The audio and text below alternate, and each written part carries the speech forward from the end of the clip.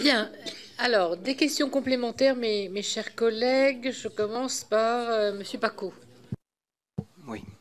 Madame la Présidente, Madame le Ministre, merci pour votre venue.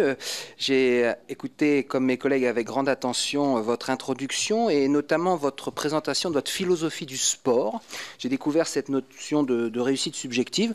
Moi, je vous souhaite une réussite objective. À la tête de votre ministère.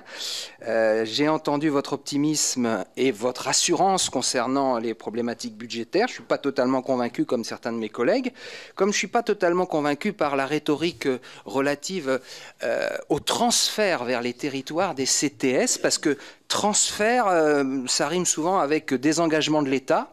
Mais moi, je veux insister sur un point qu'a commencé à aborder Claude Kern, c'est l'importance, vous avez parlé du budget haute performance.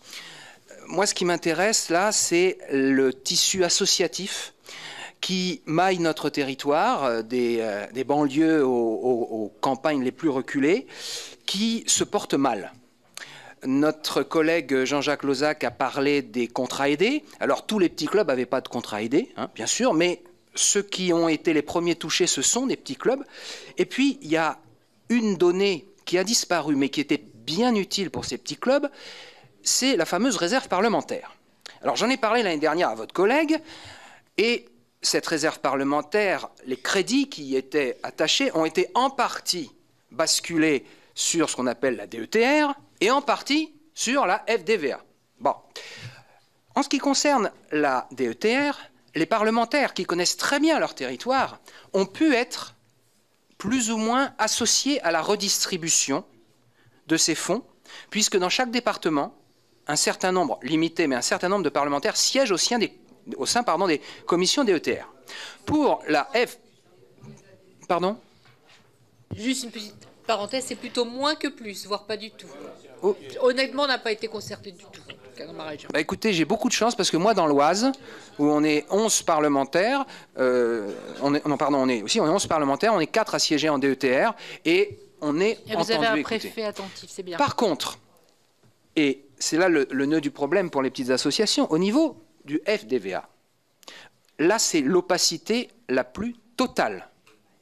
Donc, n'y a-t-il pas de votre part une mission importante pour que ceux qui connaissent bien leur territoire, à savoir les parlementaires, puissent siéger au sein d'une éventuelle commission départementale ou en tous les cas soient associés à cette redistribution.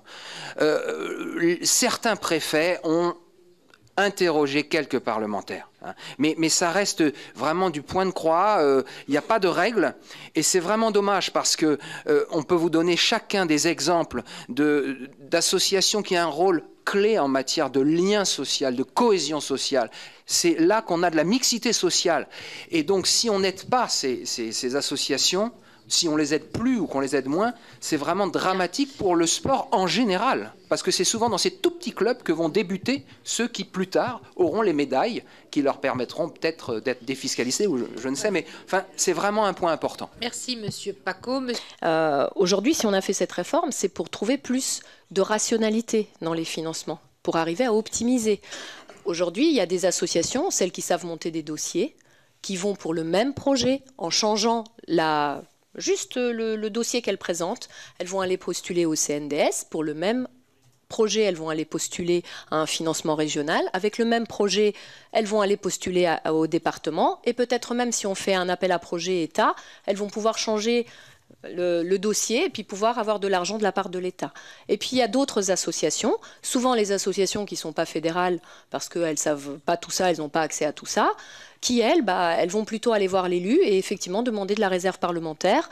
Elles vont plutôt aller vers d'autres financements qui touchent à la jeunesse, à la vie associative. Et il n'y a pas vraiment de cohérence, il n'y a pas vraiment de priorité commune sur ce qu'on a envie de financer. Pas pour toujours, mais à un moment T. Parce que ce qui est bon aujourd'hui pour le sport, c'est pas ce qui était bon hier pour le sport et ce c'est pas ce qui va être bon pour le sport demain. Aujourd'hui, ce qui me semble important de porter, par exemple en termes de financement, c'est pas juste subventionner chaque association parce qu'elle fait un truc bien, parce que moi je suis persuadée comme vous, déjà à partir du moment où on fait faire du sport aux enfants, on fait un truc super bien. Parce que comme je disais tout à l'heure, l'expérience du sport, que ce soit un enfant ou un adulte, ça a plein de vertus en soi, sans forcément faire du sport pour les femmes, du sport pour les pauvres, du sport pour les gros, du sport pour les riches. Voilà, juste faire du sport. On va trouver chacun, dans l'expérience sportive, des réponses à des questions qui nous sont personnelles. Et ce n'est pas à nous, et ce n'est pas aux régions, et ce n'est pas au CNDS de dire il faut faire du sport. À mon avis, il faut faire du sport pour telle cible, pour telle cible, pour telle cible. Moi, je suis pour encourager le sport, la pratique du sport, et que le plus de monde vienne à nous. Et